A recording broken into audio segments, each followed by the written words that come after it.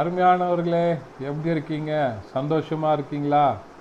நிச்சயமாகவே நீங்கள் சந்தோஷமாக மகிழ்ச்சியாக இருக்க வேண்டும் என்று சொல்லி ஆண்டவருக்குள்ளே விசுவாசிக்கின்றோம். ஆண்டவர் உங்களை ஆசீர்வதித்து வழி நடத்துவாராக. தொடர்ந்து இந்த நிகழ்ச்சியை பாருங்கள், மற்றவர்களுக்கு அறிமுகப்படுத்துங்க. ஆண்டவர் உங்கள் மூலமாக அநேகரை ஆசீர்வதித்து மகிழ பண்ணுவாராக.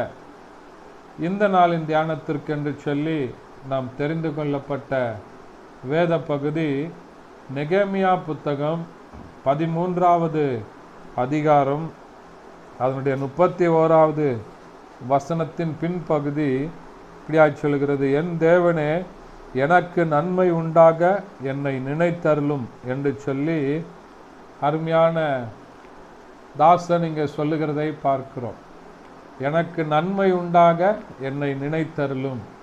இந்த நாளின் காலை வேளையில் ஆண்டவர் உங்களுடைய வேலைகளை துவங்குவதற்கு முன்னதாக நீங்கள் செய்ய வேண்டிய, மனதில் நினைத்து கொள்ள வேண்டிய காரியம், ஒரு மனிதனுடைய வாழ்க்கையில் நன்மையானதை தர வேண்டும் என்று சொன்னால் ஆண்டவர் ஒருவரால் மாத்திரம்தான் தர முடியும். எதிர்பார்ப்புகள் இல்லாமல் ஒரு மனிதனை ஆசீர்வதிக்க வேண்டும் என்று சொன்னால் ஆண்டவராகிய தேவனாகிய கர்த்தர் ஒருவரால் தான் நன்மையை தர முடியும். வசனம் இப்படியாக சொல்கிறது: நன்மையான எந்த ஈவும் பூரணமான எந்த வரமும் ஜோதிகளின் பிதாவினிடத்திலிருந்து வருகிறது என்று சொல்லி. எனக்கு அருமையானவர்களே, நன்மையினால உங்கள் நாவை நிரப்புகிறவர், வாயை நிரப்புகிற ஆண்டவர் என்று சொல்லி பார்க்கிறோம். நம்முடைய வாழ்க்கையில் நன்மையான காரியங்கள் நம்மை தொடர வேண்டும் என்று சொன்னால் நன்மையும் கிருபையும் உன்னை தொடரும் என்று சொல்லி ஆண்டவருடைய வசனம் சொல்லுகிறது. ஆகையினால ஆண்டவர் நம்மை நினைத்தருளும் போது தான் நம்ம வாழ்க்கையில் நன்மை உண்டாகிறது. அப்போ நினைக்கணும்னு சொன்னால் நாம் என்ன பண்ணணும்?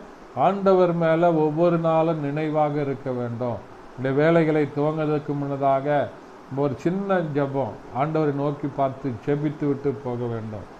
ஒவ்வொரு காரியத்தை செய்யும் போதும் நம்ம இருதயத்தில் ஆண்டவரை நினைத்து கொண்டு, ஆண்டவரே, நான் செய்கிற காரியம் நமக்கு பிரியமானதாக இருக்கிறதா அப்படின்னு சொல்லி நம்ம நிதானித்து பார்த்து ஒவ்வொரு காரியத்தையும் செய்யும்போது நாமும் எந்த விதமான பிரச்சனைகளிலும் சிக்கிக்கொள்ளாதபடி ஆண்டவர் நம்மை நன்மையினால் நிரப்பி ஆசீர்வதித்து வழிநடத்த உண்மையுள்ளவராய் இருக்கிறார். ஜெபிக்கலாமா?